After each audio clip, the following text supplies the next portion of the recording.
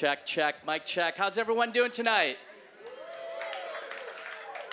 Can I get a little better than that? How you doing tonight? Ow! Welcome to the Blockchain Music Conference put on by Vezt. My name's Jin Yu. I'm the Chief Growth Officer of Vezt, the world's first blockchain music royalty platform. Super excited to have you guys. There's so much to talk about. It is absolutely a fantastic time to be in music today. For 15 straight years, music sales have been declining year after year.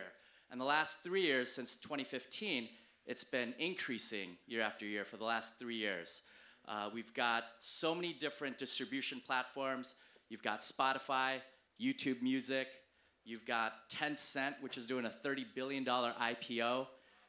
Subscribers have never been higher. The Tencent IPO is really interesting. They have 700 million monthly unique active users, and they have 120 million paid subscribers. So the opportunities for everyone in this room who's a musician, who's a future age. How many musicians do we have in the room? Amazing, looks like over 50%. How many people are gonna be in the business of music? Let me see some hands. Amazing. And then how many people are gonna be in music technology? A few here and there, that's amazing. Right now we're at the intersection of content and technology, and it's very symbiotic. Technology is nothing without content, and content would be nothing without distribution. Right now there's a lot of opportunities, especially in blockchain. A lot of people confuse blockchain with Bitcoin, but they're two very separate things. Blockchain is simply the underlying platform for Bitcoin, and it's going to democratize a lot of industries, most notably the $40 billion music royalty industry. That said, we're going to talk a lot about technology, monetization, optimization, partnerships, sponsorships, everything that you could do to make money in music today. Who's interested in learning more about that?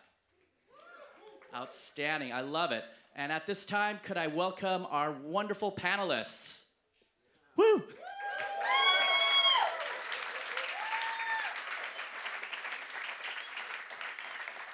Where are our wonderful panelists? I've got DJ Rap. Say hi to DJ Rap.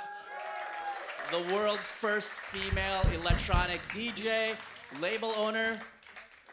We've got Andreas Carlsson. Andreas, say hello. Oh, I'm sitting here. Slide one, sorry. Andreas is if you already don't know, a mega producer responsible for billions of dollars of sales and hundreds of millions of albums. There's Andy Gould right here. Say hi, Andy. Andy is an iconic manager, music manager for the last 30 years. Guns N' Roses, Linkin Park, Rob Zombie. He's produced 9 movies. The guy is connected to everyone. And last but not least, there's Stewart, CEO, co-founder of Vezt. He is a technology thought leader, former manager of Stone Temple Pilots for over a decade. You may have heard of them.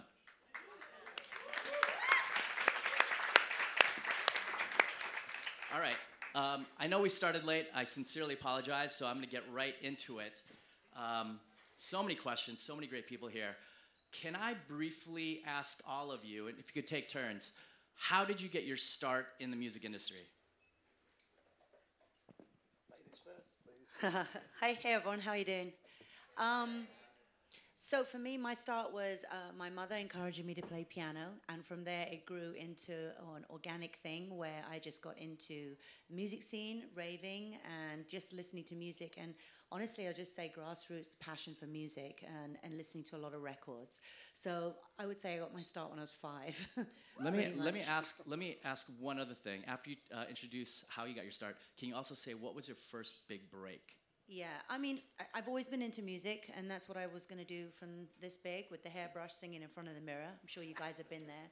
Maybe not the guys so much, huh? But the girls definitely. And I started out raving and came from a pretty dysfunctional past, got into the rave scene, and had an aha moment when I saw 2 DJs remixing a record live and literally fell in love with what they were doing, and I just saw the future all in like 5 seconds.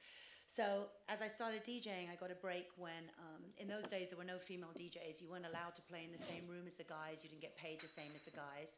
So it was quite funny because we were always put in the back room. And there's this DJ called Fabio, and he's not the model you see on those old-fashioned romantic books. Like, he's an actual DJ.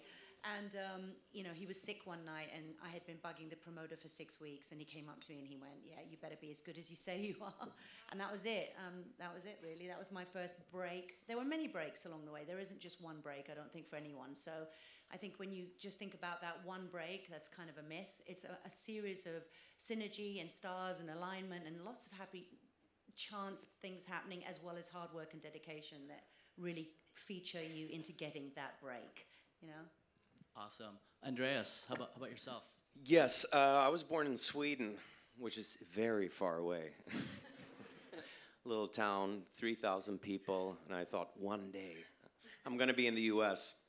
So fast forward, I'm like 18, working as a busboy at a restaurant in Sweden, and someone said that the band Chicago played that night, and I was like, oh my God, I love the lead singer.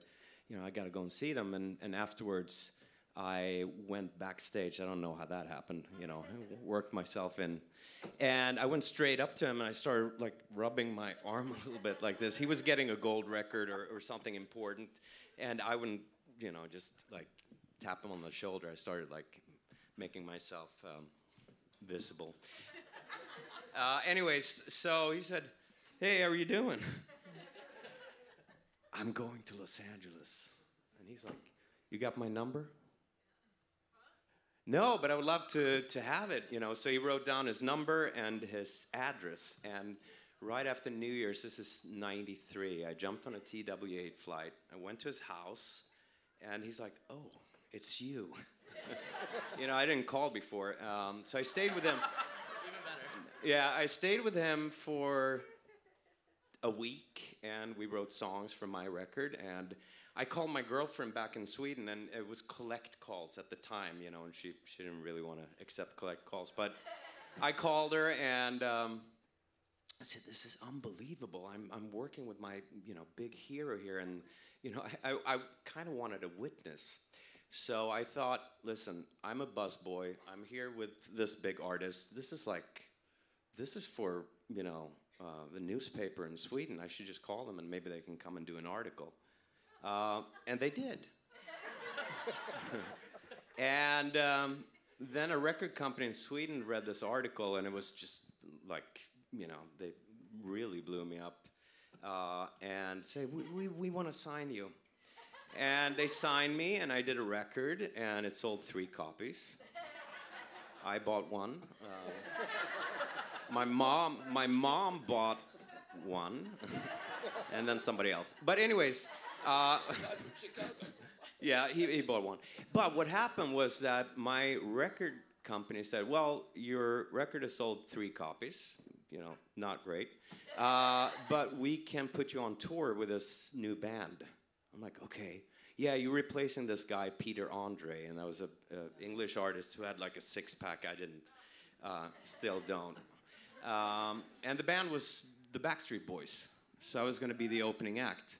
So I came out with my little guitar and 2 shaky legs, and I was like, you know, Backstreet, Backstreet. I sang 3 songs, and then I was booed off the stage. But backstage was Max Martin and Dennis Pop, and Max said, hey, you're a good songwriter. You should come work with us. You know, we're doing this new girl, Britney Spears.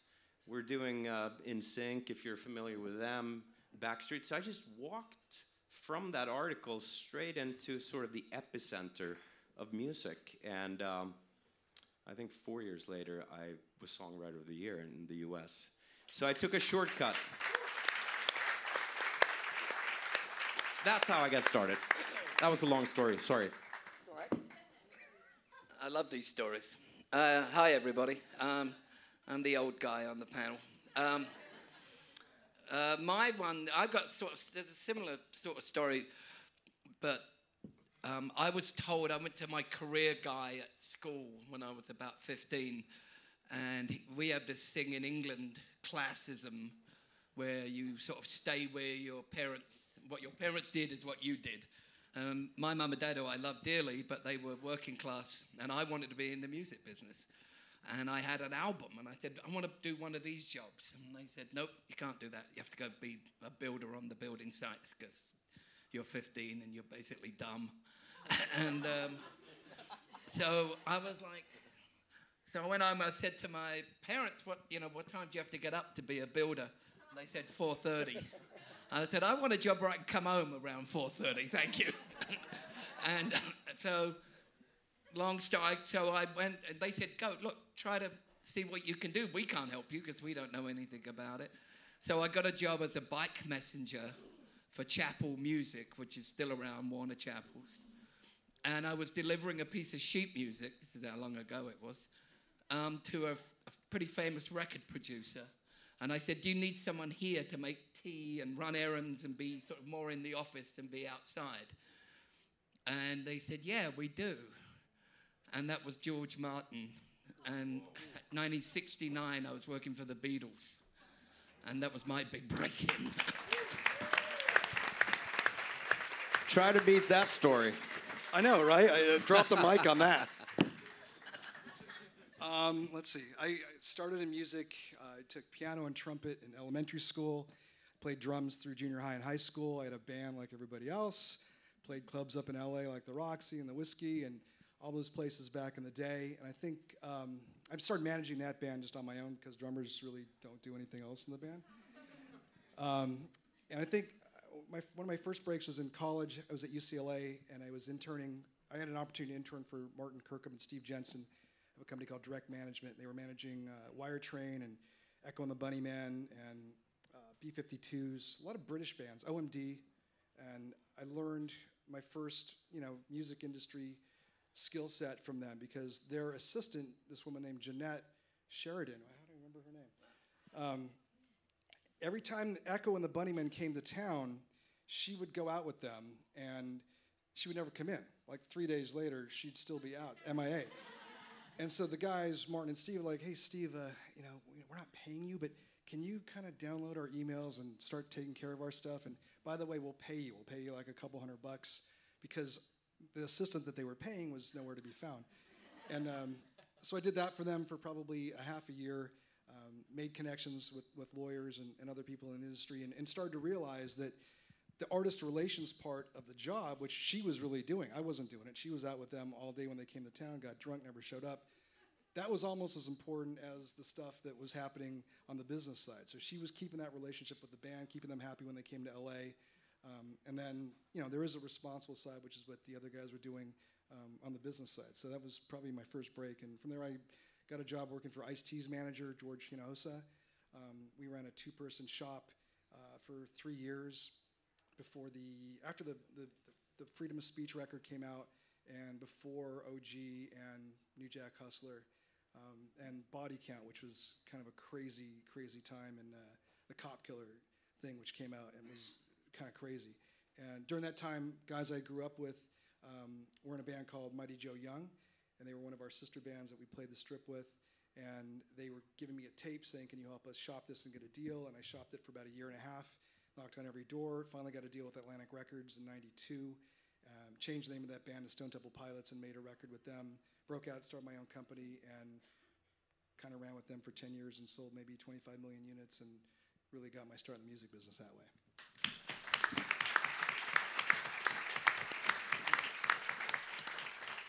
So I'm sitting here looking down the table.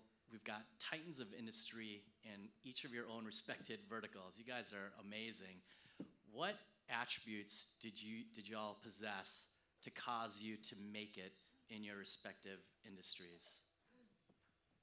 I mean, I think just listening to all those stories, I think we've all got the same one, which is, I had a bit of a chip on my shoulder when I first got into the business because this one guy from my school had said, you'll never be in the business. And I hated it, and I remember saying to someone much wiser than I, not hard, that if I ever saw that guy, I'd clock him, And the guy said, no, you're totally wrong.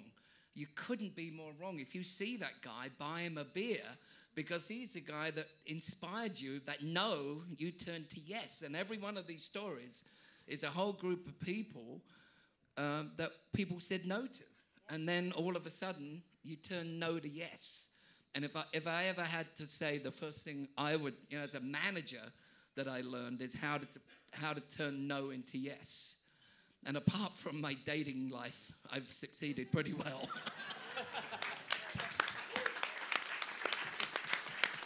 Hashtag me too. Nice touch. Yeah, thank you. I think that Andy just nailed it. I mean, each and every one of us has probably got some kind of... What was I watching the other day on Netflix? The 28 Club. I don't know if any of you guys have seen it. There's a certain amount of people that have passed away who are huge talents in our industry at 28 years old. It's this thing, right? And they were talking about how, as an artist, you kind of screwed up, need love, or you've got a chip on your shoulder. There's something about you. I think we had the same teacher. Yeah. Could be. But you're right. Some of the biggest mistakes or the biggest grievances that have happened to me are actually the people I should shake the hands for the most, because it's that drive, it's that back at you thing, it's that whole I'm not going to be beaten down. Music doesn't owe you a living.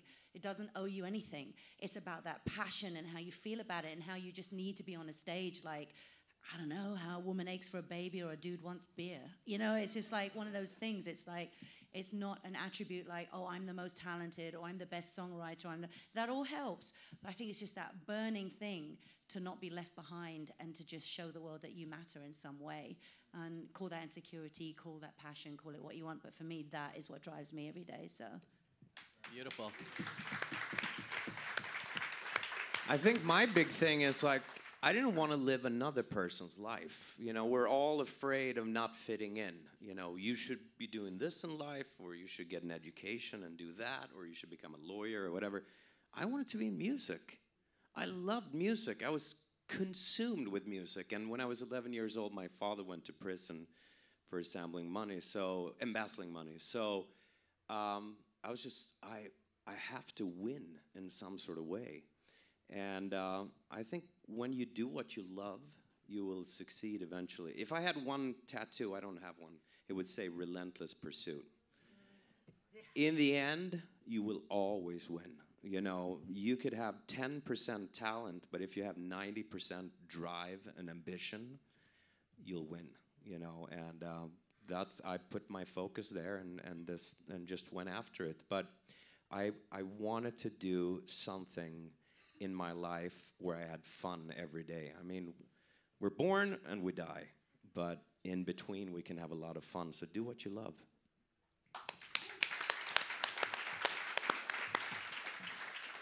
I 100% what Andreas said. I mean, in this town especially, which is full of flakes, as some of you may have realized, just showing up every day. Showing up every day makes a difference, right? You don't have to do amazing work. If you just do great work, but you do it consistently, that develops a base where people see your face, they respect you, they trust you, they build that trust. And I got to think, for me, it was probably that trust factor, right? Getting an artist to trust you when they don't really know you and you don't have a background as a professional manager. I started doing this at 22 years old, 23 years old.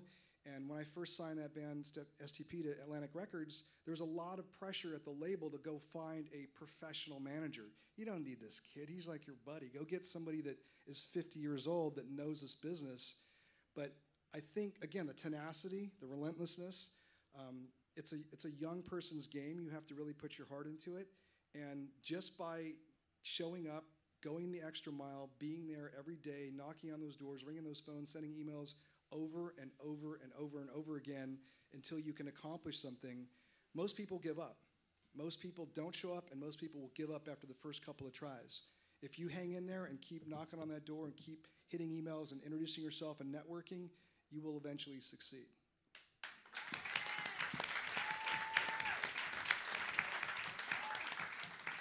Steve, you mentioned never give up, always be relentless, and I think that seems to be the common attribute with all of you.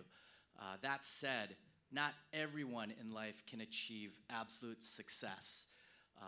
If you want, so many of us are told, you know, go after your dreams, be relentless, never give up.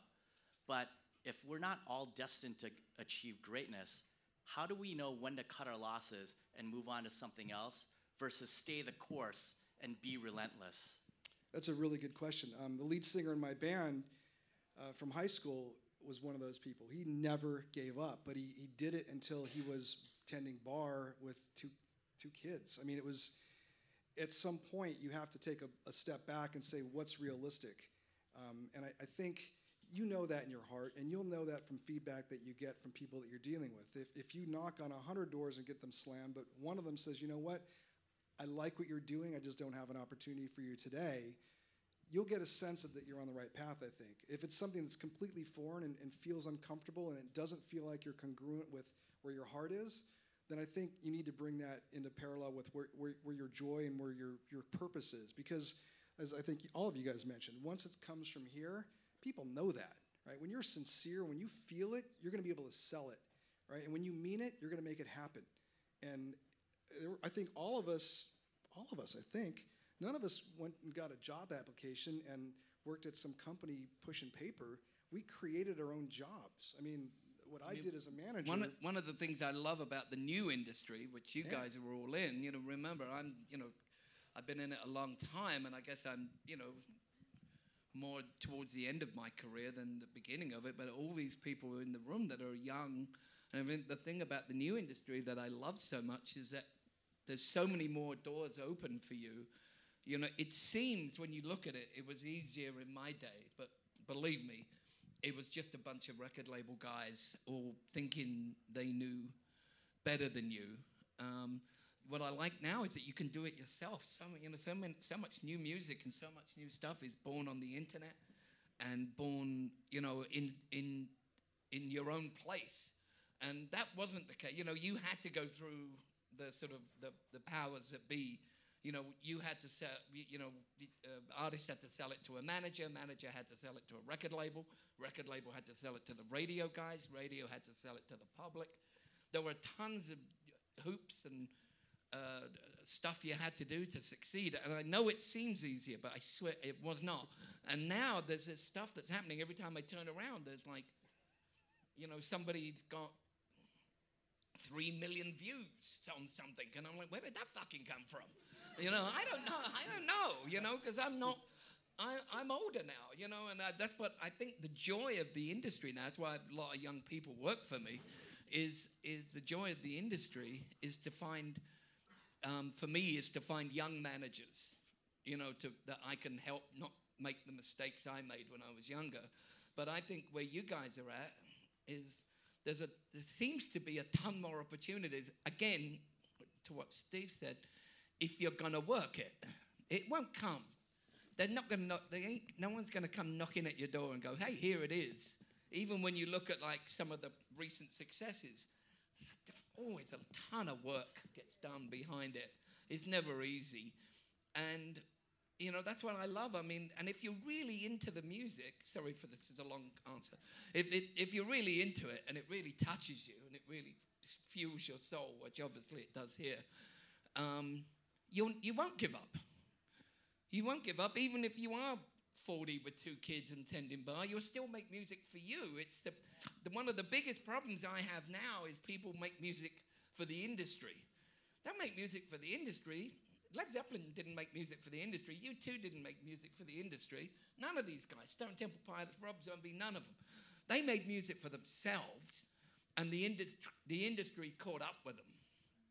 And if you're doing it to get noticed by some idiot in a record label, you're making it that's, if you learn anything today, don't do that.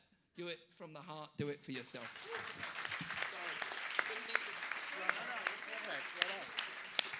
Andy, I love what you're saying about the new industry. I want to touch upon that. But DJ Rap, Andreas, I'd love to hear your thoughts on how did you know when to keep driving forward, stay resilient, persistent on your goals, versus give up and choose another trajectory? I'm just going to say that was just awesome. Seriously. Fantastic. I mean, I think how many people in here are trying to make music, want to succeed in the industry? I'm just curious. Okay. So I'll tell you a very quick story. I won't make it long. I'll be 50 years old in December. And thank you. What? Music keeps you young. I also don't have sex, don't drink milk, and exercise every day. No, I'm kidding. I'm kidding. But that's another panel. Oh, I'm on the wrong one. Damn it. Wrong room. But my point is this. I started in 1988 was my first record. I had a very, very big break. I signed to Sony, a guy you know well, Andy, who's passed now, Mick Clark, who's like a dad to me. And he saw the potential in me, and I sold 3 million records, moved over here. Everyone told me I should move here. I called everyone when I got here, and I spent 6 weeks in my car, right? No one returned my calls, and I had just signed a record deal. It was insane. And I learned a valuable lesson then, you know, get a bigger car. No, but anyway, so everything was going great, and eventually the calls were returned, and it all went swimmingly well. Everything was wonderful. In 2011, a huge agent embezzled me, and I lost my house, $780,000, lost everything. I was heartbroken. And then along came EDM, and I also couldn't stand that music. So I was suddenly found myself one of the old school legends of the back has-been that wasn't relevant anymore. And there was moments, and I'm sharing something personal with you, there were moments where I honestly thought my life was ended, where I was applying for jobs at Starbucks. I drove Uber for a little while. I did all kinds of things to make ends meet. I was heartbroken. And then I got offered a job teaching, and I found that I was really good at it. You might not make your dream doing what you think, but you might just get what you need. And sometimes, thank you, sometimes music comes along in other ways. Like, for example, you'll find yourself engineering or teaching or doing something else. So I'm teaching, and I'm doing these examples, and I'm going, oh, that was a bit good. Maybe I should save that. And I hadn't done music for 4 years. I couldn't bear it. It broke my heart to that point. I suddenly made examples again, started saving this music, and here I am today. I just finished a 45-date tour in Europe. I've just got a new record deal. I'm making music again, but if someone had told me that was going to happen 2 years ago, I would have gone, you're fucking kidding. So don't give up. What I did is I found peace in other things. If all your life is based on this one chair and all those legs of that chair get chopped off, you're going to fall over. So find who you are, be successful as a human, be successful as a person, and remember, music is something in you as a hobby. It's not to be famous, it's not to be this, it's not, make it for you, just like Andy said. And I never stopped making music in my bedroom or my studio when I lost my big house and I lost all that stuff. So what I did was I just found peace in putting it on other people. I started teaching, I started giving back. I started to put the attention on other people and other things rather than just me. Music, music, music, music. And I took a break. I did acting, I did some other stuff. Sometimes you need to take a step back, but it'll never leave you. So no, don't give up. Just like Andy said, wait for it to catch up to you. You know what I mean? I hope that helps. That was beautiful. At 45, I've realized that the only real success in life is happiness. Yeah. I mean, you can have the big hits. All of a sudden, you're not on the radio anymore. And it was so lovely to switch channels. That's one song I've written, and then you move to the other channel. Oh, another one. And then all of a sudden, it's silent. So it's one thing to become successful in music, but there's another thing to maintain it. That's even harder. So I think, to try to stay happy and do things that you really love is very, very important. We were going to talk about how to stay on the goal, right? That's what you said. What was your question to me? You had a question to me? Oh, I guess, how do you know when to give up or keep pushing forward? At what point do you pivot, if ever? Well, no, don't. You have to be reasonable. How much time are you really going to give it? Are you giving it 150%, or are you kind of working at 80% capacity? Or, I would recommend to give it a few years and do it like full on, as much as you can. And I think you have to be reasonable also. If I make it, where do I make the money? You can have a hit today, but what does that mean?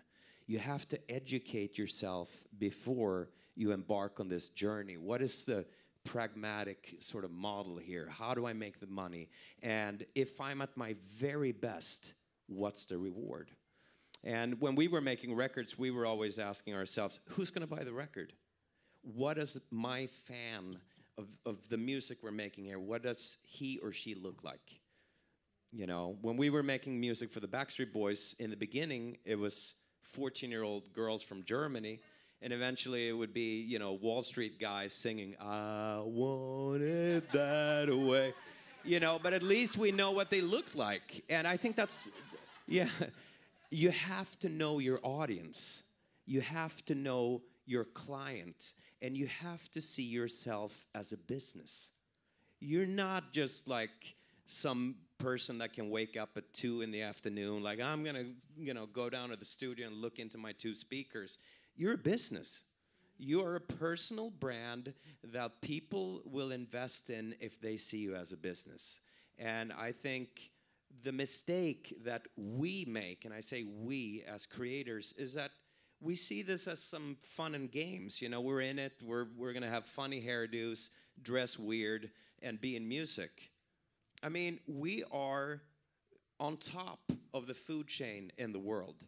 We are the content makers, you know, and content is King Kong. It's not king anymore, it's King Kong. Because all those big monopolies around are living off of what we create. So it's up to us to understand our business. And I think before any one of us, including myself, embark on our next journey, we should know what's in it, you know, financially. I think that's very important. And then it's wonderful to dream and be happy and create music and all of that. But, you know, an economy makes things possible. So I think that's our homework.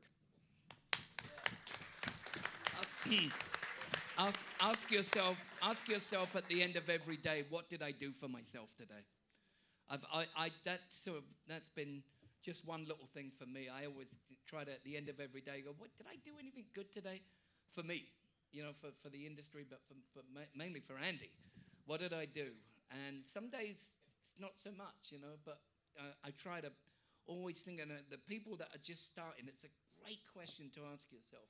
I know a lot, because I've pivoted into movies, I know a lot of actresses and actors, and, you know, people that live here, but they're not really doing anything. They're working, you know, serving at a bar or something, which is admirable and wonderful, but they don't really do anything to advance their cause. You know, did they read a book? Did they go take an acting lesson? And the same with musicians, and this is what's great about the, you know, Institute. You know, just come and learn all the time. They never stop learning. I still never stop learning. Never stop learning. What else you got? I have so many questions. I see so much success on the table. I'd love to hear, what were your greatest mistakes, and what could we learn from your mistakes? If we could start with you, Steve.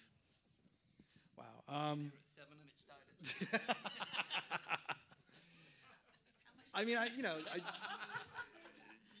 don't like to look at mistakes as a completely negative factor. I think that learning from that, it's necessary, right? If everything you do is a win, then really what's your life, right? Where's the dynamic, right? There's no reference point. So I think I brought this up once before, but I think in the late 90s, I think I felt like I missed the first .com boom, right? I was doing very well in the music business, but I was heads down, I was focused, I was probably working 20-hour days, traveling around the world, and really didn't have an opportunity to jump into something that was happening in the technology world here in California especially, to take advantage of that. And a lot of stuff happened from like 1997 to about 2001.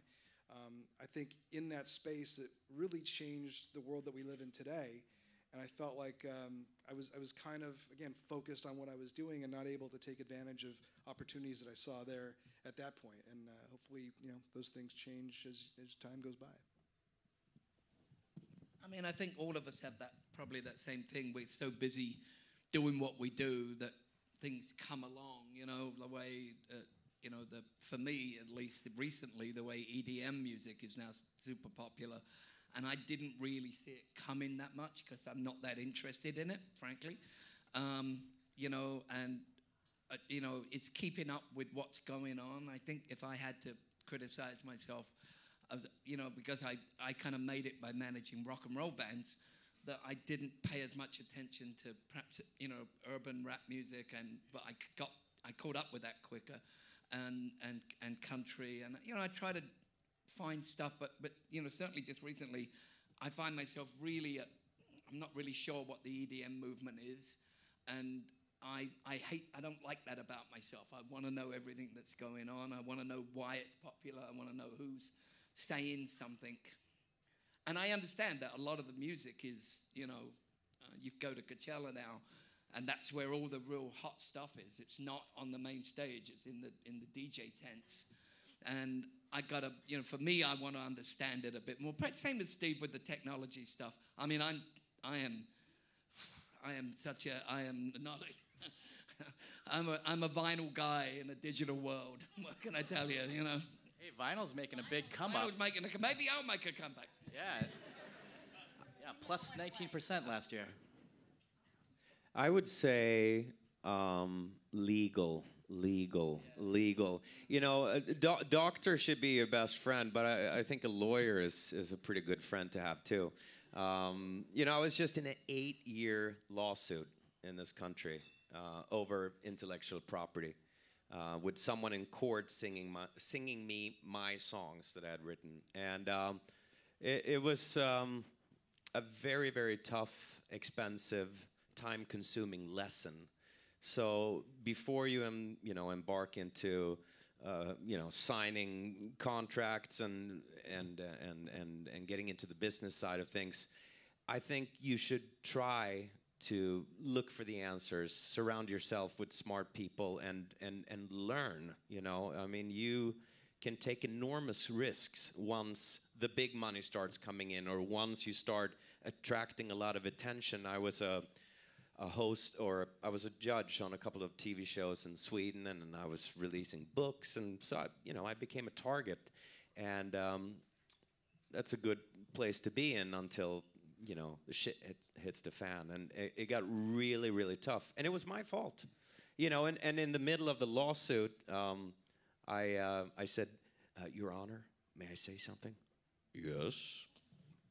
I said, I just want to thank you for this opportunity. He's like, well, I guess you don't have this in Sweden, right? Jury and all that. No, we don't. But, where I'm going, it's going to be way tougher than this. So I'm really happy to take this lawsuit and learn something amazing from it. And I want you to think about that. Because that could happen. You just saw Ed Sheeran got sued for $100 million. It's a lot of money. And you hear about that kind of stuff all the time. The same courtroom I was in, there was just this Stairway to Heaven case, with Led Zeppelin, and they won. But pay attention to the legal. And make sure get a music business lawyer. I've seen a lot of people do that. They come and they surround themselves with people, and they've got an uncle who's a real estate lawyer, and they go, oh, he'll take care of me. No, he won't. You might get it for free, but you'll get what you pay for. I mean, get a group of people around you, I'm sure, because you don't want to, what happened to you is just the worst. When you lose, it's one thing to make money, but to lose it is, to a thing like that is just awful. Get a music business lawyer, music business accountant, business manager. Surround yourself with good people, and then it frees you up, actually, to do a lot of stuff. I would say that probably that biggest mistake that I had turned out to be the biggest blessing, though. And the reason is that I didn't even know what milk cost. I was so busy touring, being a rock star, and I had the top manager, top business manager. I had actually the top people. My mistake was not paying attention to my business, trusting everybody else with my ship. It was my ship to sail, right? So what happens is that you're in a band, okay? Players cost $5,000 a week each player if you're with top players, all right? You're touring with them. Along comes the fact that you can DJ. Everybody goes, well, we don't need to put her out on the road with the band. Maybe we could put her out on the road as herself, right? It's cheaper, it makes more money, that's great. You're busy touring, doing your thing, having fun, being an idiot some of the times, but life is there for fun, not paying attention. And sometimes not watching your business and not being surrounded by smart people. It was just me. And I was very young when I signed my first record deal. I was 16 years old when I signed to Perfecto. That was my first deal. And then I signed to Ministry and so on, in all these different deals. So for me, being surrounded, I didn't have anyone in my corner. I was just this money-making thing. You know, I was making 250 grand by the time I was 19 every year. It was an insane amount of money. But I didn't have enough money to go on holiday. How is that possible? How is it possible? Well, 20% to your manager, 50% to your agent, 5% to your business manager, 40% tax. You do the math. It starts to add up, right? Close, okay. So what I'm saying is, when all that bad stuff happened to me, yes, it was a nightmare, blah, blah, blah, but it did teach me something valuable. It taught me how to run a label, how to do my own accounting, how to hire the right business lawyer, how to hire the right people. You know, you just have to learn sometimes by falling on your ass. It's just the only way you're going to learn to walk. It's just a fact. But now I know that, you know, if I'm writing with someone and they don't want to sign a writer's agreement, why would I want to write with that person if they're shady like that?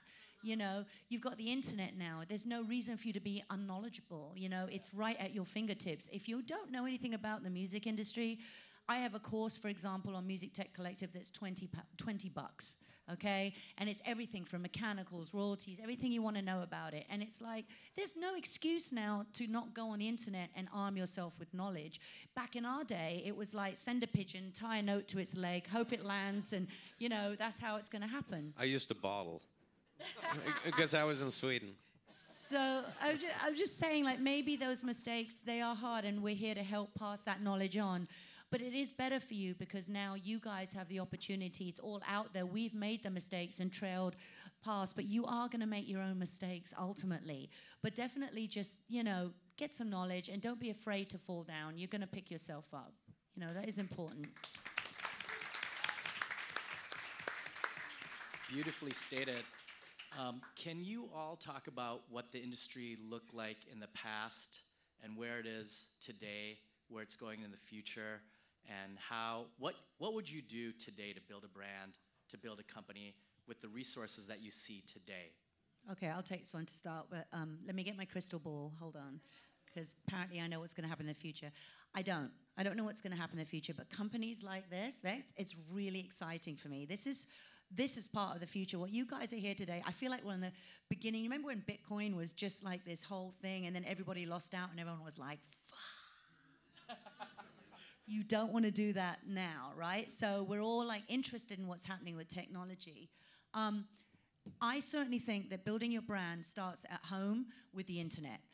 Marketing, you have to be your own. You can't, gone are the days where you wake up, roll a big joint, have a glass of vodka, and then make a tune at 3 p.m, and that's it. Bob's your uncle. That happens in the evening. That's what we call the good old days. Yeah, that's what we call the good old days. I wake up, I run my day like a military precision business. I am up at 6 a.m., I go to the gym, do everything. 9 a.m., I don't do an email before 9 a.m. I want to be focused, centered, and prepared. The beginning of the day is for me. Then 9 a.m. is business from Europe, and I handle all my emails. Then I have my students, and then I work on music at night, and I do all the things like this to keep myself, like, I treat it like a job.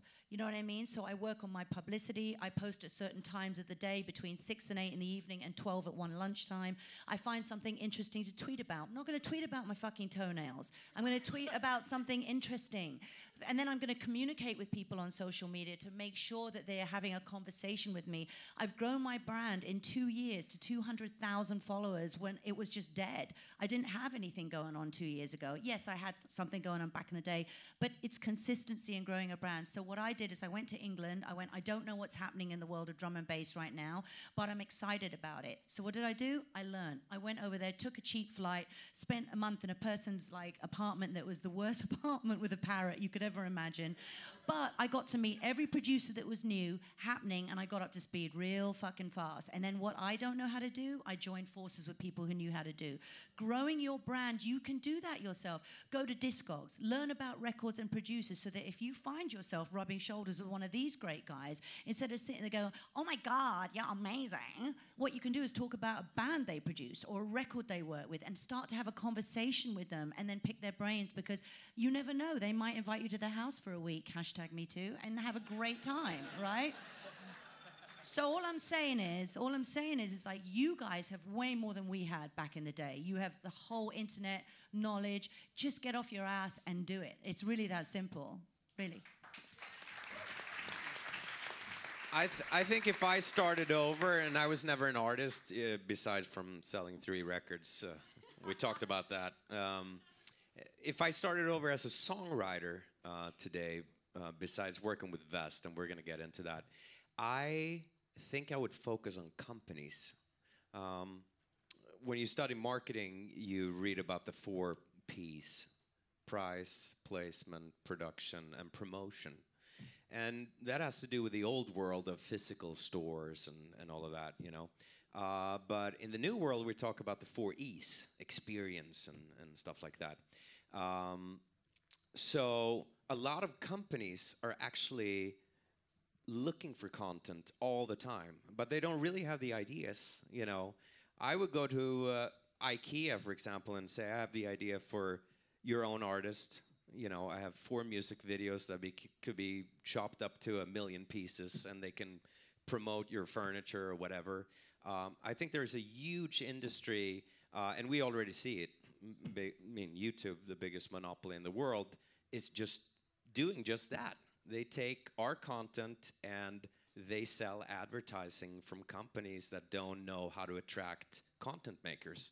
So if I was a songwriter today, that's what I would do. I would chase major corporations and be their go-to guy for music and content.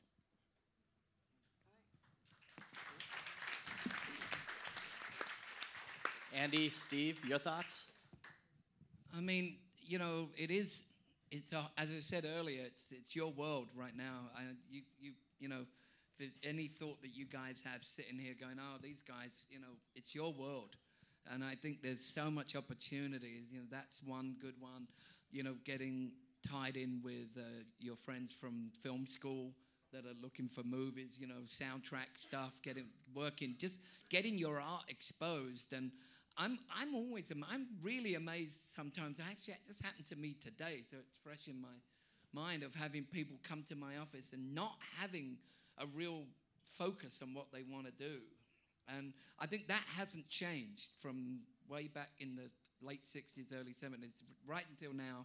And I think that will be the future too, to stay laser focused on what you want to do. And any way you can get in. And it's so general, I hate myself saying it, but it doesn't really change. Some things don't change. And no matter whatever the new platforms are, it still takes dedication and work. And, you know, going back to what we said before, you know, just not giving up. But there's so many new places to go. By the way, I was going to say it earlier. I'm sure you guys read it when you're here, but Don Passman's book, All You Need to Know About the Music Business, written by one of the great lawyers, one of the great guys too, is a must-read. You should absolutely take it to bed, read a chapter every night, and it's really worth doing. You know, I think the old days, you know, we'd go see bands on the road, and we'd see if they had a following. See, people get this. There's a confusion with the internet because they go, you know, people think it was easy, but you know, people passed on Led Zeppelin. People passed on the Beatles. People passed on everybody until they started to realize they had a following. And the internet is your following. So when people come to me and they got no social numbers, I'm like, well, you ain't taking it fucking seriously. You know, you've got to be, as you said, you've got to be up and you've got to work. And I think that will be in the future as it was in the past. I'm not sure if this is helpful, but that's what I still see. I still see that you can create your own thing. And believe me, now, with the way labels are, the big labels, they want to take everything. They want to take your publishing, they want to take your merchandise, they want to take your touring. And if you can create your own buzz, then you won't have to give all that away. And that's you have no idea how big that can be when you give these idiot labels that can't sell records, basically. And then they want to take a piece of your merchandise, and you can't sell a record. Why would I give you a piece of anything else? They're morons, most of them. Andy, I think you're describing the modern day 360 deal from the record label. Yeah. Steve, I'd love to get your thoughts on, is the 360 record deal what I want to achieve as an artist? Is that the best pathway to success? Are there tools for indie artists without having to go through the record label? Yeah, I mean, the 360 deal came out, like Andy was referencing, the lack of ability of a label to sell your music. right? I mean, quite frankly, after Napster in 2000, where file sharing became prevalent and your song became worth zero to them, and some people were sharing hard drives with 4,000 songs a pop on them, they had nothing left to sell. They were stuck, right? They had an opportunity to meet with Sean Fanning and Sean Parker. I sat down with Sean Fanning. He's like, look, we sat down with them. We wanted to partner with the labels. But guess what? They wanted to sue us, right? They were very litigious, and the horses were out of the barn. Those CDs, every CD is a digital master, right? That digital master can be replicated ad infinitum at high quality forever. So they were trying to fight a fight that left them basically broken. They had to fix that model. So they said, where's the real money? Where can we make money from these artists and these contracts that we have in place? And they looked at publishing, right? They took 25% of your publishing. They looked at touring. They could take 25 to 30% of your touring income. They looked at merchandise. They looked at everything that they weren't doing before to try to make up for the loss that they took on the master side. So I was lucky enough to be at the end of that. I saw success through the 90s. I saw what happened in 2000, and I noticed where the holes were. And today, most record labels, I'm sure some of you may know, a lot of them are doing what's called label services. They're outsourcing a publicity person. They're outsourcing a promotions person. They're outsourcing much of what they did in-house 25 years ago.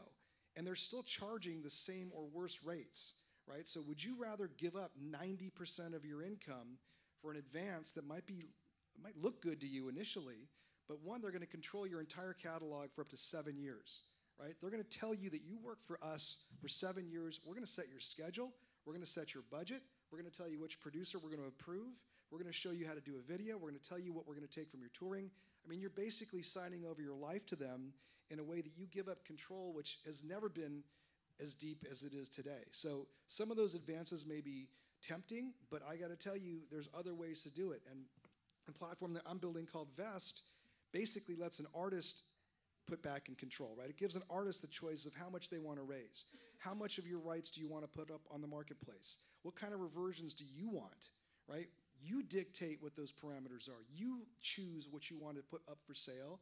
You touch your social media base, and we become a transactional platform that lets you touch your customers directly. And what you'll also notice about the old model is they don't let you touch the customer, right? The creator was separated from the consumer, right? The record label didn't tell you who bought your records. Spotify doesn't tell you who streamed your song. iTunes won't tell you who downloaded that song. Why is that? Those are your honest, real customers, but you can't touch them, right? So our platform is going to be different. We're going to allow people to actually communicate with the creator communicate with the consumer if they want to, develop a relationship with your natural customer base, let them know about what you're doing, let them know you've got another song coming out next week, sell them a t-shirt, sell them a concert ticket, whatever you want, because that's your customer, and you should have full control and full communication with them. So things are changing. I think platforms are jumping up now that let you do it yourself in a much bigger way, as I think Andy and the others are alluding to. This is like, you know, the music business on steroids. You have the ability to reach out to a consumer base on your own at scales that were never possible 25 years ago, right? So take those, convert them into your fans, make them someone that's part of your family, right? Bring them in, share with them, make them a partner with you, right? Involve them in what you're doing, bring them in, let them participate with you in your earnings, show them where you're gonna go, share that vision, share the dream, open yourself up and get off this, I'm dropping an album every year. You know, what is that, right? I'm gonna wait a year to hear 10 more songs from you? You're gonna be run over like a semi, right? I mean, people are dropping songs every couple of weeks. Whenever you get the inspiration, whenever it naturally comes out, share it, be honest, and develop a fan base in a way that is much more accessible than has ever been before possible. And by the way, there are some examples of that being done. Right. There's not like, it's not just us shooting pie in the sky. There's a really great band from Sweden right now called Ghost. If you're into hard rock, heavy metal, it's one of those bands. But they're gonna headline the Forum 3 years after they started, and their record deal, they didn't give anything away because they'd already built themselves up on their own set of platforms. So they didn't give away their T-shirts, they didn't give away their touring, they didn't give away their publishing. Their manager is one of my best mates, Rick Sales, just did an amazing job at working with them to create an industry that then when the record labels come to them, they were like, we'll sign with you, but we ain't giving up all this other shit. Go fuck yourselves. I think it's Or something like that.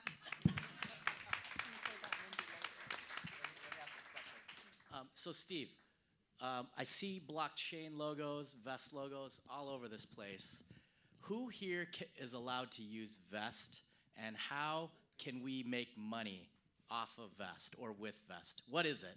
So anybody with a song that's on Spotify or iTunes can use Vezt. So it's new artists, it's established artists, anybody interested in connecting directly with their fan base, anybody interested in monetizing their IP, the platform's open to everybody. So it's not exclusive in any sense of the word.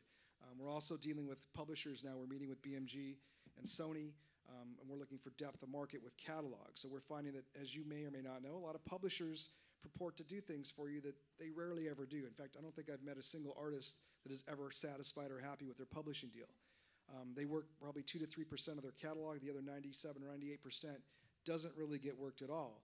But what they're realizing is monetizing that with the public, doing what happened in the financial markets in the late 80s here, where we turned investing in one share of Microsoft was almost impossible in 1987. You had to be accredited. You had to have a broker. You had to have buy in tranches of 10 to 100 shares of stock at once. So in other words, you had to be kind of a player to buy into the stock market. That changed with Charles Schwab and E-Trade and Ameritrade. Now anybody can pick up their mobile device and buy one share of Tesla in a minute, almost for no cost. We want to bring that to music rights, right? We want to allow people, the general public, to invest in your rights at the rate they want to. They can buy in for as little as $5 and as much as $100,000, right? So it's the person's choice how much they want to support you, how much they want to see and partner with you in your royalty stream. So, I mean, that's one example of a platform I think that is artist-centric. There's no long-term contracts. There's no commission base. We're not charging 5% of your income or 25% like a publisher will.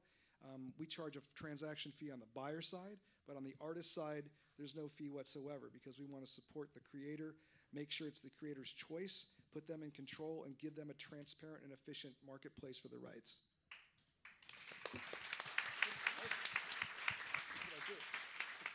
And Andreas, I have a question for you. You've got such a celebrated history in music. Your reputation precedes you. Does Vezt interest you? Does it apply to you in any way? Yeah, I mean, I saw the MP3 come, 20 years ago and completely steal my market. So I've been looking for something like this since. And I think it's amazing. Just, you touched on transparency. I tell you a really, really good story that I told you. I think I told you before. I sold my catalog a couple of years ago, and a collecting society in Sweden was asked to, produce an Excel sheet of my earnings. And there was a bank in New York that wanted to buy my catalog. So they paid for it, and then 2 years later they said, well, your catalog is not performing what it's supposed to. Oh, really? How, what's the difference? $2 million. $2 million? Really? So I owe you $2 million? I was like, oh, okay. So I called the collecting society and I said, there's something wrong here with my statement. $2 million plus. That's nice, but in this situation, it's not really helping. And then they said, well, I didn't know you wanted it for, you were going to sell your catalog. And I said, do you have different statements for different clients? So what I'm touching on here is full transparency and letting somebody sit on your money for years, and then you're going to go after a publisher and say, hey, you owe me $100,000 or $200,000, and then they want to they probably want to mediate with you somewhere and you get 50. So just the fact that this is fully transparent and you get your money immediately, that's enough for me to be, I think this is the best thing I've heard and seen in a very, very long time. I think this is the future of music. For me, yeah.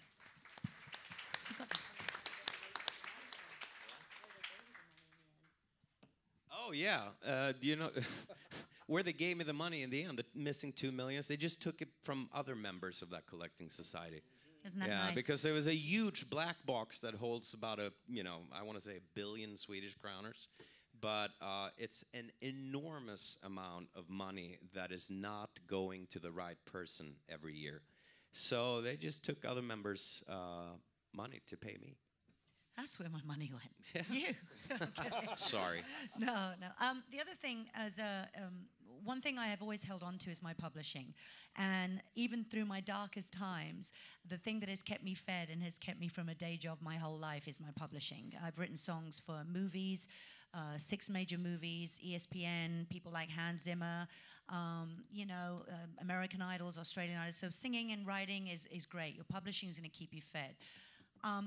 The other thing is my own label, my indie label. Doing everything myself, setting up a store, learning how to operate a website and build a website. It's so easy now with Squarespace or whatever. There's a million sites out there, but I learned Squarespace inside out. I was very bored one night. And I developed a website for my label, and I sell all my vinyl off my website. I have an app that puts me in touch with every fan from Bandcamp as well. I have that integrated into my store so that I can reach out, send a message to everyone. I have personal emails. It's all about personal. I may be a small fish compared to these legends here, but I believe in that it doesn't matter how big or small you are. If you take an interest in your fans and get to know them, they become hyper fans. And there's nothing they won't do for you. They'll turn up to all your gigs, man. They'll just support you in such a way. And I know that this company, I tell you what, I know if I offer 50 of my hyper fans the opportunity to buy portions of my best-selling songs, I just know they would do it because they want to see me succeed. It's not about money or greed or how much can I get. It's about, like, help me build community. Because why should some guy on YouTube who took our records and put them up there and gets $4,000 every million plays? Why? All right. Whatever, it's money, right? Why should he get the money and we don't get accounted to? How's that okay? And now everyone who has to put a record out has to go through this Monster Cat or YouTube, and all this stuff in order to get their records played. Since when did they become the creator and the directional god of where our music should going? It's down to us, right? That pisses me off. So this company for me is very valuable because it should be me and you having a personal relationship about our music. It shouldn't, I'm not saying we don't need other people to help us. I have a beautiful team of people I work with who I trust, who are good, but at the end of the day, it's your business, right? You should be selling your music from your own, and by the way, I have a label course on Music Tech Collective. Again, $50. How to run your own label for $100 a month and then hire the right people. You don't have to have a lot of money. I'm talking about underground artists like me, people who, aren't selling billions of records or millions of records, but make a living off our music. So every penny counts. So, you've got Bandcamp, you've got your own label, you've got Data Beats who can help you integrate a store. You've got companies like this, which is going to make it more personal. I want to see who's buying my record. I want to get to know them. I want to know what they want, don't you? Right? That's the way forward. So for me, this is very exciting, and these tools. And it couldn't come at a better time when the laws are being passed right now. Is it the Modernization Act? There's other laws right now as well, where streaming is going to become more translucent for us. So these things are happening, and there's a synergy, and I think we want to be right on the point of it and the preface of it right now. It's a very exciting time.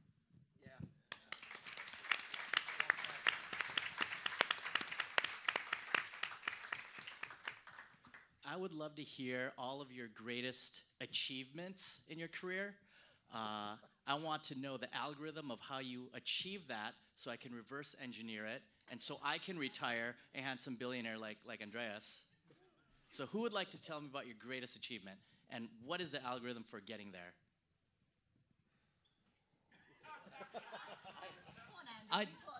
You got this, Don't Andy. be shy.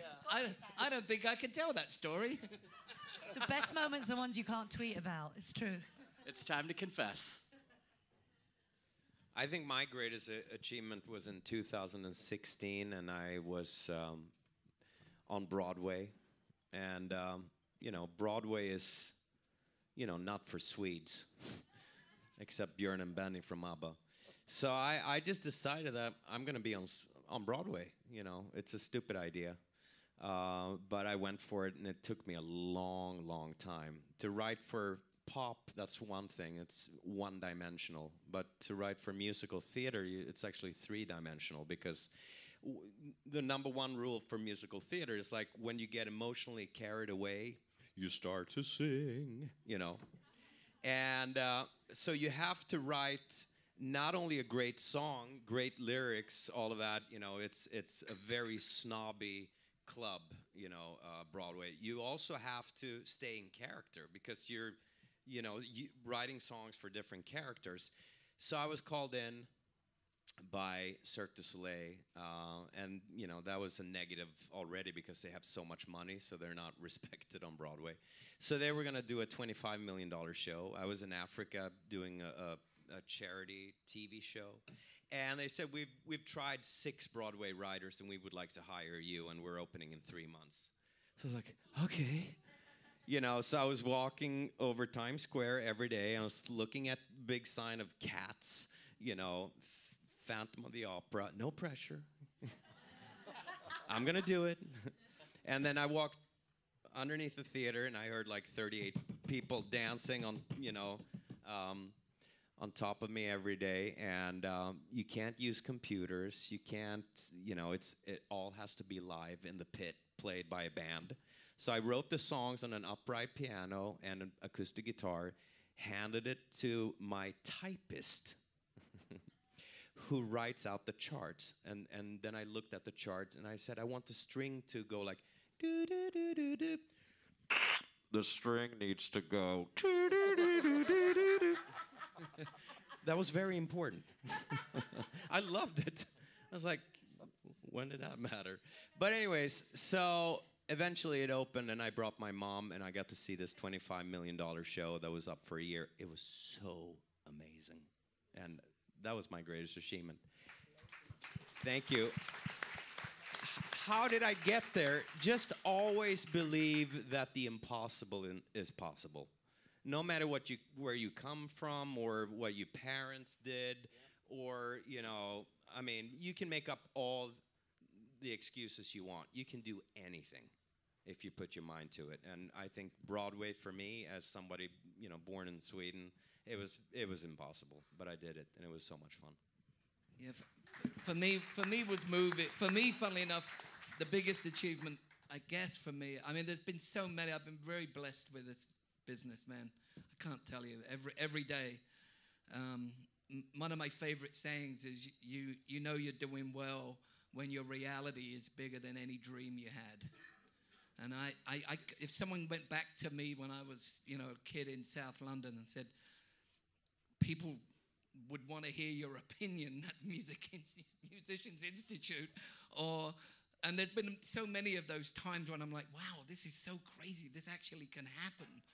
And my one was, we started making movies with Rob Zombie, horror movies, if any of you guys are fans, and we remade Halloween, and it opened at the big, you know, the Chinese theater here with the spotlights and red carpet and everything. I was like, fuck me, this is amazing. How did this happen?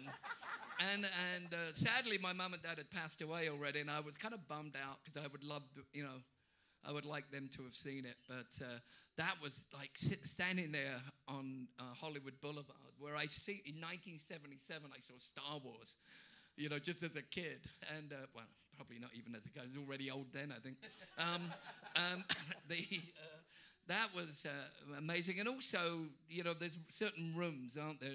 I'm sure you went through this. You know, the first time you played Madison Square Gardens with one of your bands, that's crazy. And what's amazing is that Madison Square Gardens is so union run. You'll learn this later on, that you can't make a dime there. But boy, when you see again, it's, you know, it's just these things that you do when you have dreams, which I'm sure all of you guys do.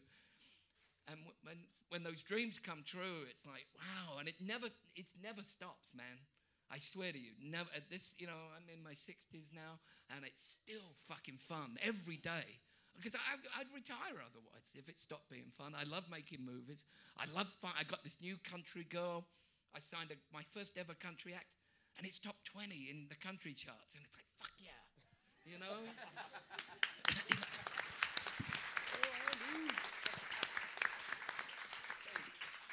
I mean, I think I got to follow Andy on that.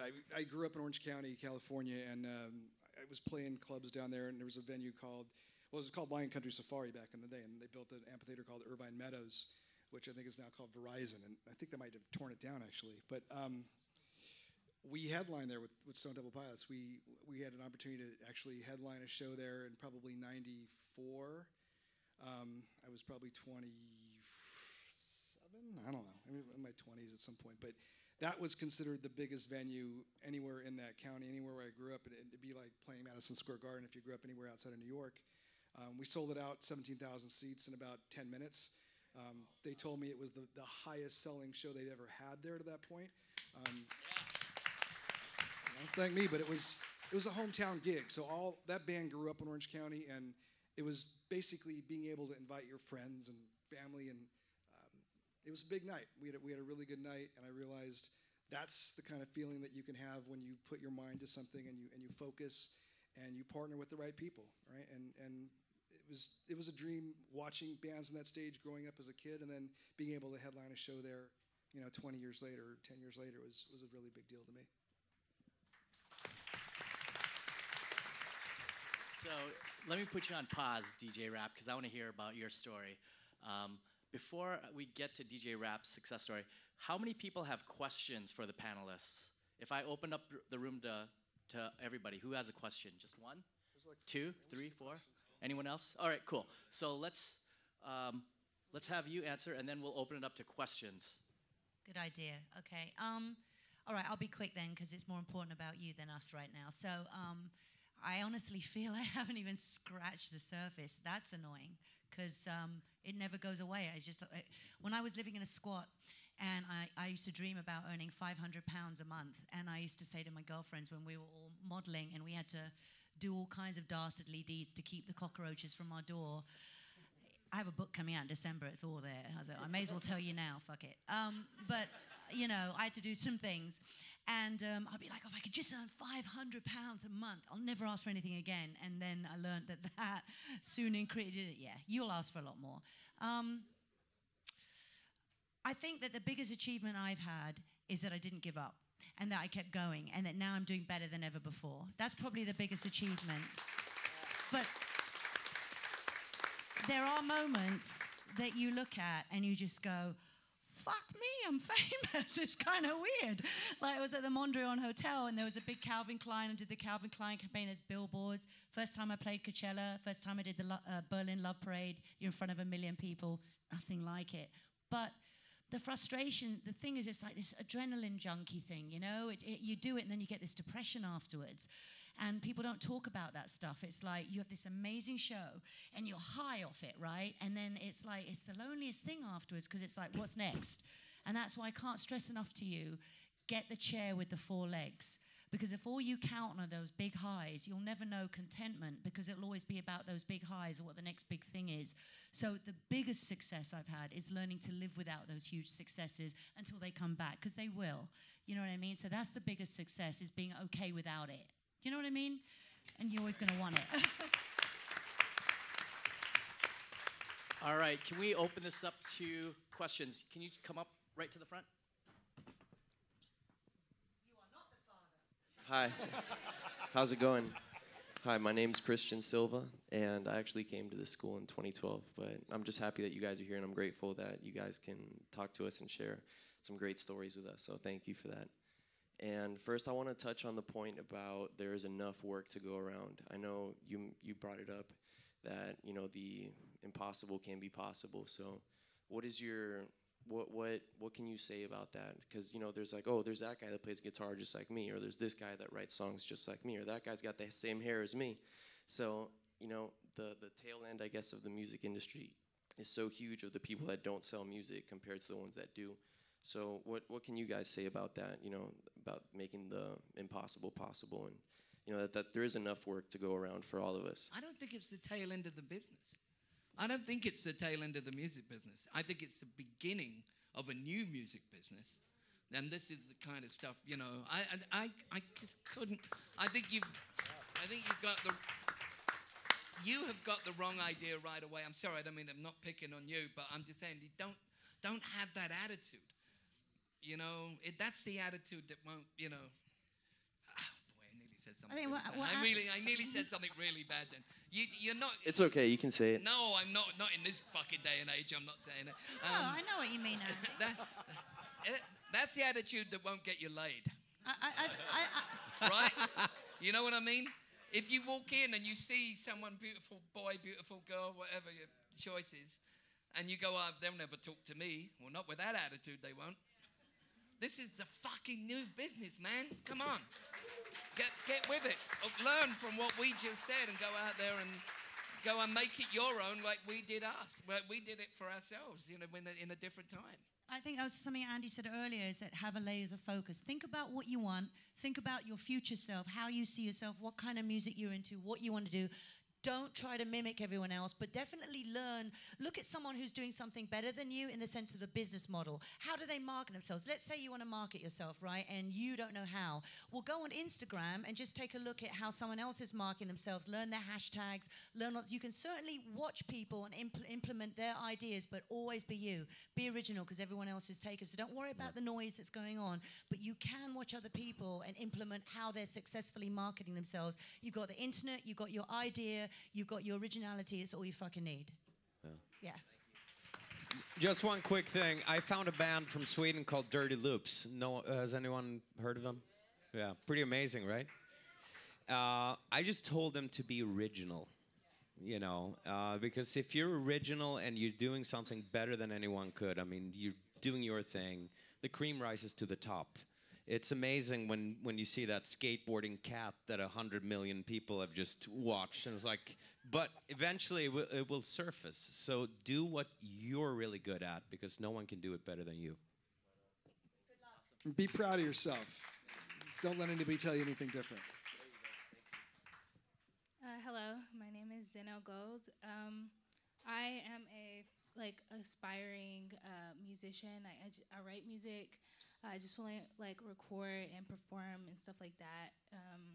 And my question is, what would you say to young people who, you know, I've heard a lot of the time, like people say, you know, everything is kind of like money nowadays. Like you have to look like you have invested lots of money, like whether you did or you didn't, like that just has to be the thing. So what would you say to young people who feel like, okay, I have to work like 40 hours just to live, but then I also have to invest in my stuff? What's a good way to go about that so that you're not wasting time and resources? It's a good question, and my question is that if you're not prepared to invest 150% of yourself, then this is the wrong business for you. You shouldn't even really be asking that question in the sense of how much work do I have to put into it, because this is an obsession. This is going to be something that calls you before man, marriage, babies, sex, anything. I'm single for, this is all I fucking care about. This is all I live and breathe about. So how many hours do I put in? As much as my body can put in. Having said that, taking care of yourself, being fit, healthy, having a balanced life is important, but treat it as a business. You know, put everything you can into it. Like these guys said, give it a time period if you like. For me, there is no end point. Failure is not an option. So just give it whatever you can, 100%. Don't listen to what other people are doing. Do you? You know, It ain't about money. It's not about money. Yeah. It's about talent. If you've got talent and you're prepared to work at it, money will follow. Believe me, someone will find you. Yeah, thank you. I like that about the 150%. Thank you.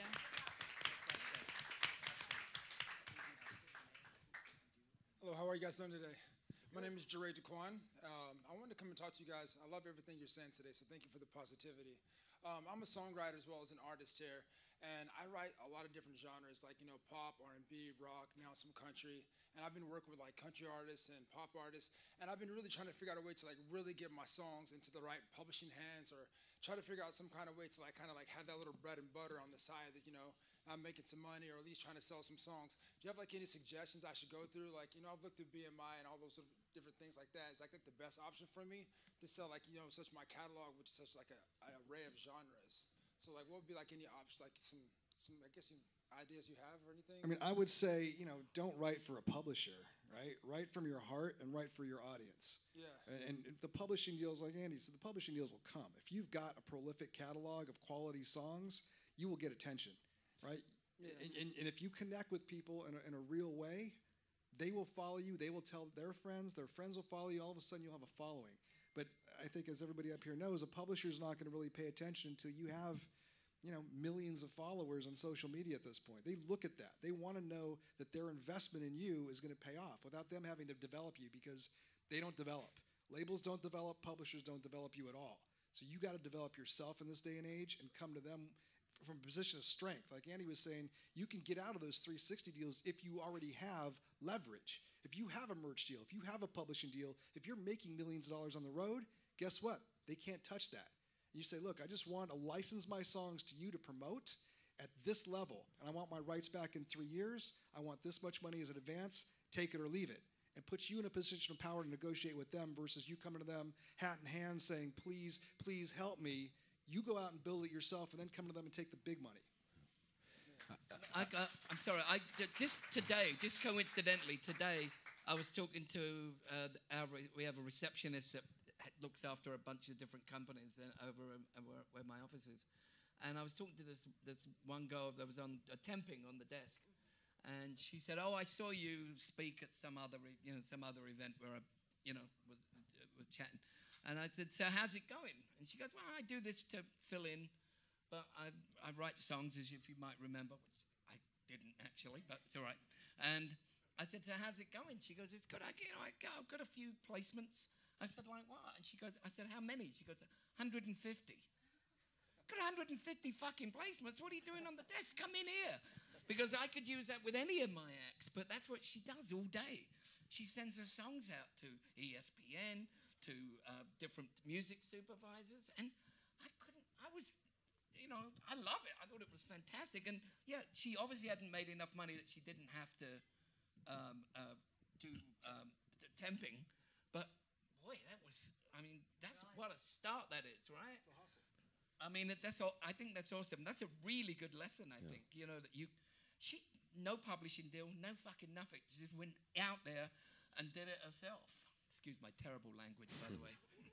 I have a last I have a last piece of advice on what you asked. Start hanging out with other people outside of the music industry, business people, yes. People that work in finance, etc. Because once you start hanging out with these people or people in tech, you will know what's coming. I mean, who knew that Netflix were gonna, be nominated for 144 awards and have more money than God? If I was starting in music a few years ago and I could predict where Netflix was going, I would quickly become a musical composer for TV.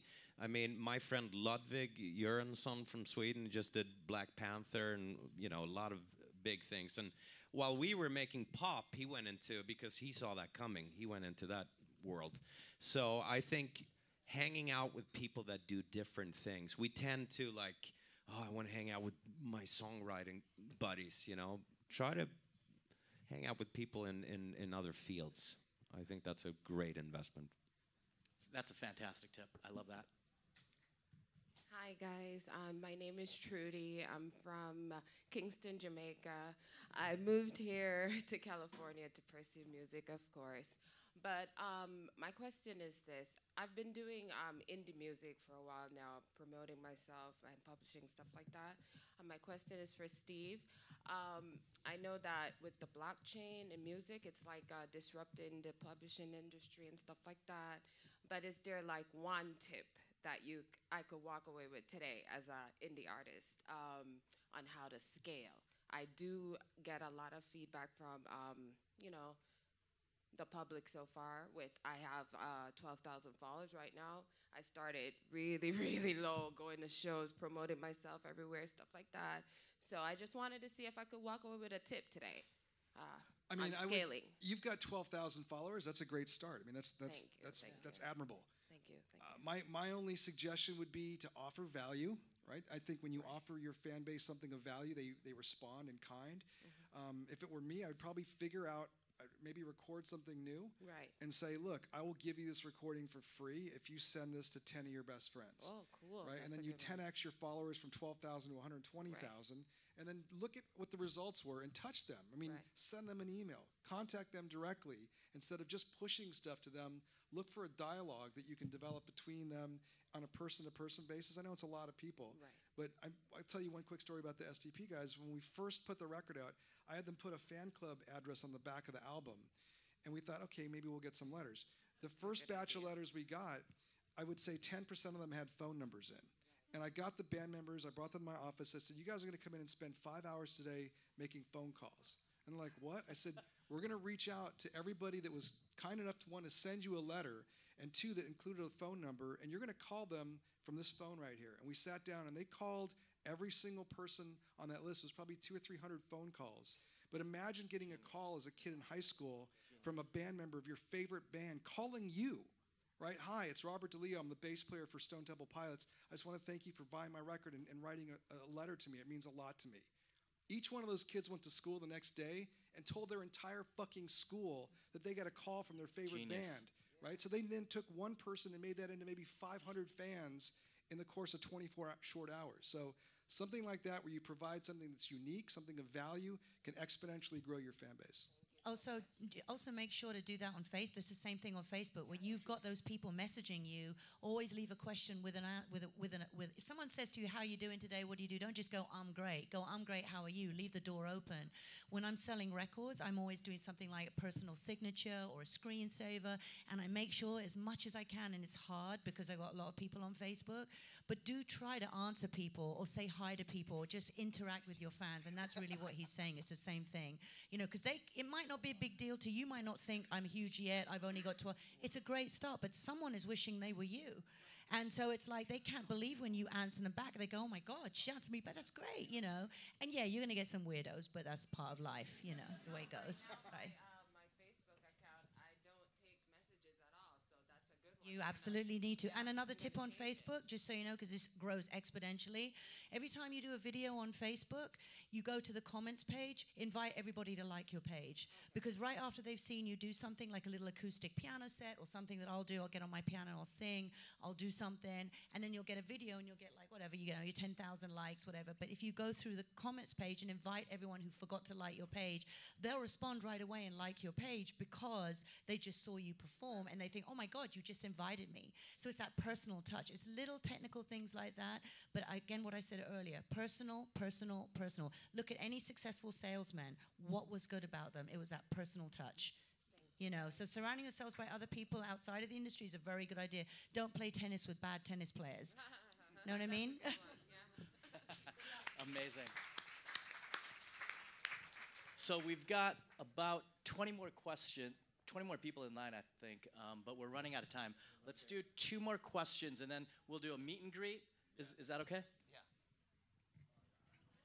Hey everybody, so first of all, you guys are mad effing funny, mad respect to y'all.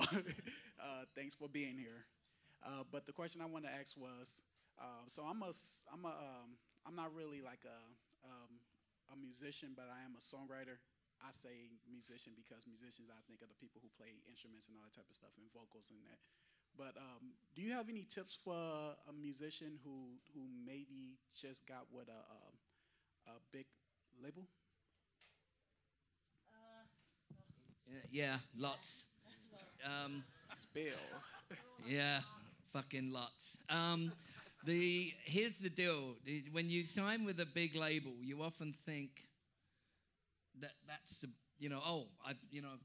I've arrived. I've made it. I've made it. That's as far from the truth as. Yeah, that's what a lot of people, I've seen it happen, you know, because I can sit up here and tell you about all the bands that I've managed that have been successful, but I could also tell you about a bunch of bands that I've worked with that got in their own way, shot themselves in the foot, didn't listen, and they're now, you know, supersizing McDonald's somewhere. I don't know what they're doing, but they didn't, you know what I'm saying? It's like, it's easy to talk about the successes, but we've had loads of them, and the ones I can tell you always are the ones that sat back and said, oh, we signed to a big label. Now we can just take it and spend the advance and roll a joint, bang a couple of groupies, whatever that was on their minds. And that was they're the ones that always went away. The ones that made it, and I bet you it's true, everyone on this panel will guarantee it, the ones that made it are the ones that as soon as they got the record deal, they worked twice as hard. Because at least you had something back in you. But if you think that's the be and end all signing to a label, especially in this market right now, no, wrong. I think the main thing is not to, the mistake I made, like I said earlier, was trusting everybody with my business. So what I would say is make sure you understand how the business works. You have no reason to be ignorant. And then when you're with a big label, you can know if those decisions are good. You know, find out what the language is in contracts. Legalities are really important. You know, I remember getting a sunset clause in my contract. What the fuck? You know, when you know what that means, you're like, I would never agree to that, you know? Or that all your royalties, everything, every time you're picked up in a limo, every video, every cost comes out of your money. You know about that. Understand how the business works. Arm yourself with knowledge so that, yes, it's great you've got this support. I had an amazing record deal with Sony. They were great to me. But what I didn't realize is that my videos were costing $352,000 with David Slade and this director and that director. And then I've sold 3 million records and I don't understand where the money's gone. So knowledge is important. My mistake was trusting everybody and not questioning. I would never do that again. You won't catch me with my knickers down twice. Yeah, I would say read your royalty statements, learn how to read an accounting statement, right? And hire people, if you don't know how or don't have the time to, hire good people that do, and don't be afraid to pay them, right? Because that's the cheapest money you'll ever spend is someone that knows how to look out for your money and your business. But most artists I handled never read a bank statement, never read an accounting statement, ever. And then they wonder, like you just said, where did my video royalties go? Where did my advance go? That's why I do a course on it. And, you know, if you don't want to hire someone and spend that, buy my course. I'm not saying it just to promote myself, but it's there for you to help. That's my way of giving back. And it's cheap. It's $50, you know. But do learn about how your royalties are. I was lucky with my admin deal. Someone sat down and explained to me how it worked and explained the whole thing. So you really got to find people who want to take the time. And if someone doesn't want to take the time to explain it to you, then why would you want to be signed with them anyway? Okay, we've got time for one more question, and then let's do a meet and greet. Hello, my name is Ashlyn Nichols. I go by rapper actress. My one question for you guys is, in a world where like the music industry before was so much based on like the mystique and the talent, like 50% at least from what I've heard, and I'm a studied actress, so 50% mystique and, you know, 50% talent. Today we're in a world where like our fans want to know what we're doing, what we're eating for breakfast, and where we're going and stuff on a regular basis. And I'm just, like a lot of artists, I think can relate to a really private person. What advice do you guys have for like the up-and-coming stars of today, and like, like how social or how open we should be with our fans? I think social media is important, but I'm also a private person. I don't post anything that is personal in the sense of mundane shit. Everything I post has something to do with music, or there's a link to it somehow, right? So for example, everything you do, you don't have to tell everyone what you're eating for breakfast. Personally, I don't think your fans actually want to know that. That's for the Kardashian fans, right? Maybe, okay? So if you're a real musician, I'm sorry, but it's true. I don't need to be famous for the sake of being famous, right? Just post things that are relevant to music, to your artistry. Keep it interesting. You know what you could do? You could do a video, right? And say, hey, today's the beginning of my musical journey. I'm going to learn how to write a song. I want you guys to tell me what you think. Open a dialogue, you know. And then you could do a 2-minute video every day or something like that, or once. There's a million ways you can interact on social media about your music and find inventive ways to talk about it. Give someone a stem of your vocal and ask someone to send a stem of a beat. Do something. Make it a track that goes around the internet. Make it go viral. Donate it to charity. You know, do a cover. There's a million things you can do. SoundCloud, Mixcloud. I mean, it's there. You don't have to talk about banal. My private life is private. The best moments of my life, none of you know about. I don't tweet about them. They're personal. But my music life, my professional life, what I want people to understand about me, doesn't mean I'm a cold fish and I don't share anything. But you don't need to know who I'm schlupping, right? So that's my advice to you, and it works for me, so. Good luck. Can we get a big round of applause for our fantastic panelists? Can I say one last thing before we go? Just to reiterate, I love doing these. I actually had another appointment today. I was a fill-in for someone who couldn't make it, so. And I love doing this, and I can only say, I know it sounds really corny, but I know I echo everyone on the panel. Don't give up. Believe in your dreams. You are the future, and don't let anyone tell you no. Always go with yes. I think this is brilliant that we do these kind of things. I love to give back, and hopefully one day you'll be up here telling a whole group of young people how you made it too. I just don't give up. Don't let anyone tell you no. It's always yes. Thank you. I just want to thank all of our panelists. I want to thank Musicians Institute. I want to thank our sponsors, Steve and Vezt. I want to thank all of you for coming out, hang out, meet each other, network with each other, build business together, and meet these guys. Ask them more questions. Thanks for hosting, Jen. That's Jen, you guys. Thank Pleasure you. is mine.